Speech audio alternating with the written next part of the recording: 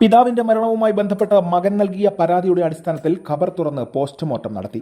പയ്യോളി അങ്ങാടി ചേരിച്ചിൽപ്പള്ളി ഖബർസ്ഥാനിൽ മറവ് ചെയ്ത തുറയൂർ അട്ടക്കുണ്ട് ഈളുവയലിൽ മുഹമ്മദിന്റെ മൃതദേഹമാണ് പുറത്തെടുത്ത് പരിശോധന നടത്തിയത്. കഴിഞ്ഞ 27 വർഷമായി ഭാര്യയും മക്കളുമായി യാതൊരു ബന്ധവുമില്ലാതെ ഒറ്റയ്ക്ക് താമസിച്ചു വരികയാണ് മുഹമ്മദ്.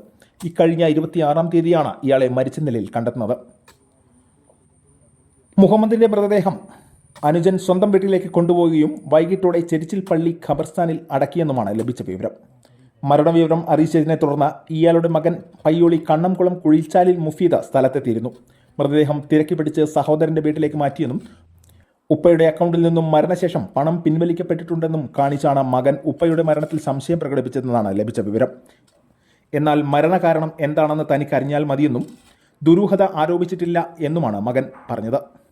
തന്റെ മരണാനന്തര കാര്യങ്ങൾക്ക് തന്റെ പൈസ മാത്രം ഉപയോഗിച്ചാൽ മതി എന്ന ജ്യേഷ്ഠനായ മുഹമ്മദ് തന്നോട് പറഞ്ഞതായും അതുകൊണ്ടാണ് മുഹമ്മദിന്റെ അക്കൗണ്ടിൽ നിന്നും പണം പിൻവലിച്ചതെന്നും അനുജൻ ഇസ്മായിൽ ടുഡേ ന്യൂസിനോട് പറഞ്ഞു.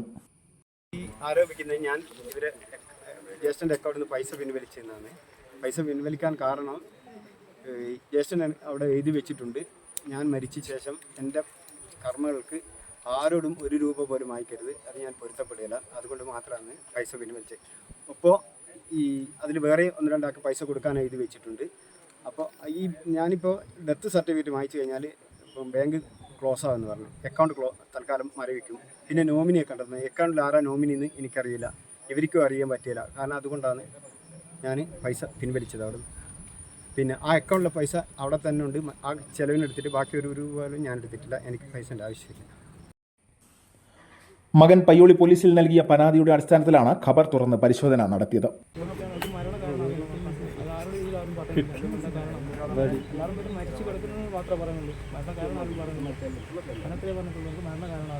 Medical college forensic doctor Sanjay P, RDO Anwar Sadath, Payyoli police inspector Sajeesh AK, sub inspector Rafeeq തുടങ്ങിയവരുടെ നേതൃത്വത്തിലാണ് പരിശോധന നടത്തിയത്.